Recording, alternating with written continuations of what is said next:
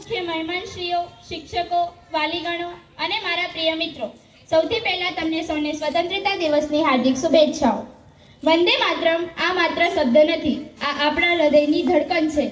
આજનો દિવસ આપણા ઇતિહાસનો સૌથી મહત્વપૂર્ણ દિવસ છે. 15મી ઓગસ્ટ 1947ના રોજ આપણો દેશ લાંબી ગુલામીની સાંકળોથી મુક્ત થયો હતો. બ્રિટિશ શાસનના 200 વર્ષ પછી આપણો તિરંગો આકાશમાં લહેરાયો ને ભારત સ્વતંત્ર રાષ્ટ્ર બન્યો. પણ આ સ્વતંત્રતા સહેલી રીતે મળી નહોતી. લાખો સ્વાતંત્ર્ય સેનાનીઓના રક્ત, બલિદાન અને સંઘર્ષથી મળેલી છે. મહાત્મા ગાંધીજીના અહિંસાના માર્ગ, સરદાર વલ્લભભાઈ પટેલના એકતાના યત્ન, સુભાષચંદ્ર બોઝ ઉગ્ર સંઘર્ષ, ભગતસિંહ, રાજગુરુ અને સુખદેવના શહીદ બલિદાન, આ બધું આપણું ઋણ છે. સૂરજ જેવો તેજ તેવનો પવન જેવો શ્વાસ, સૂરજ જેવો તેજ તેવનો પવન જેવો શ્વાસ, દેશ માટે જીવવું એ જ તેમનો આસ.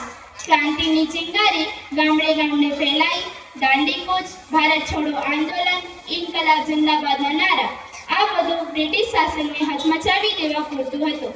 દરેક જાતિના, દરેક ધર્મના લોકો એક થઈને લડ્યા. એ એકતાની શક્તિએ આપણને સ્વતંત્રતા અપાવી. મિત્રો, સ્વતંત્રતા માત્ર એક તહેવાર નથી, એ જવાબદારી છે.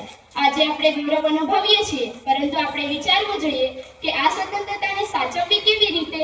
ગરીબી, બેરોજગારી, ભ્રષ્ટાચાર અને અશિક્ષા, આ બધા આપણા રાષ્ટ્રના દુશ્મન છે.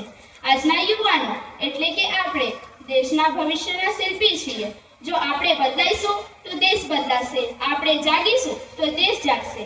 આથી આપણે વચન આપવું જોઈએ કે શિક્ષણમાં શ્રેષ્ઠતા હાંસલ કરી ભારતને જ્ઞાનના ક્ષેત્રે આગળ લઈ જઈશું. પર્યાવરણ સાચવીને સ્વચ્છ અને લીલોતરી ભારત બનાવીશું.